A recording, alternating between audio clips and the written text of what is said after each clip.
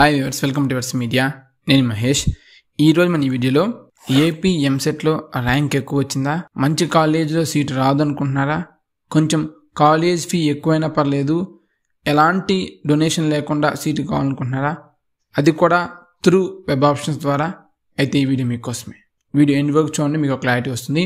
So AP ఎంసెట్లో rank ఎక్కువ వచ్చి నాకు ఖచ్చితంగా కౌన్సిలింగ్లో సీట్ రాదు, అలానే నేను మేనేజ్మెంట్ కోటాకు వెళ్ళలేను, కాలేజ్ ఫీజే కట్టుకుంటాను, అలాంటి కాలేజ్ ఏమైనా ఉందా అంటే వాళ్ళకే ఒక బెస్ట్ ఆప్షన్ అనమాట. JNTUK college of engineering Kakinada self supporting college. So ఇది కొత్తగా ఈ ఇయర్ ఇంట్రడ్యూస్ చేశారు. Computer science and engineering with artificial intelligence and machine learning అనే కోర్స్. 50 సీట్స్ ఉంటాయి.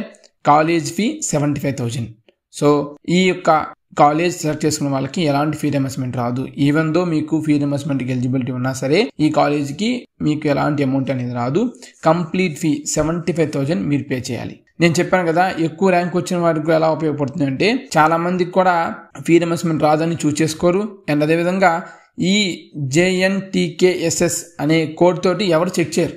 అందరూ కూడా JNTUK కాకినాడకి వెళ్ళిపోతారు, కానీ సెల్ఫ్ రిపోర్టింగ్ కాలేజ్ కాదు. కాబట్టి తక్కువ సీట్స్ అయినా సరే ఎక్కువ మందికి రావడానికి అవకాశం ఉంటుంది.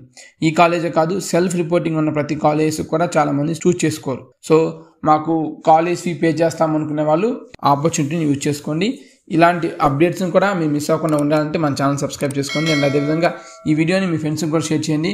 వాళ్ళు ఎవరికైనా ఉపయోగపడితే ఈ యొక్క ఆప్షన్ యూటిలైజ్ చేసుకుంటారు సెల్ఫ్ రిపోర్టింగ్ ద్వారా. అదే డొనేషన్కి ఎలా అంటే ఇయర్ మరి దారుణంగా మినిమం 5 lakhs to 7 lakhs అడుగుతున్నారు చిన్న చిన్న కాలేజ్లో కూడా.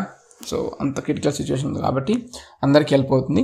సో మీ ఫ్రెండ్స్కి అండ్ అదేవిధంగా మీతో పాటు చదువుకున్న ఇంటర్మీడియట్ 10th స్టూడెంట్స్కి కూడా షేర్ చేయండి. అంటే మీ 10th క్లాస్ ఫ్రెండ్స్ ఇంటర్మీడియట్ ఫ్రెండ్స్కి షేర్ చేస్తే వాళ్ళకి హెల్ప్ అవుతుందని ఉద్దేశం అనమాట. అంతే, ఇంకేం లేదు.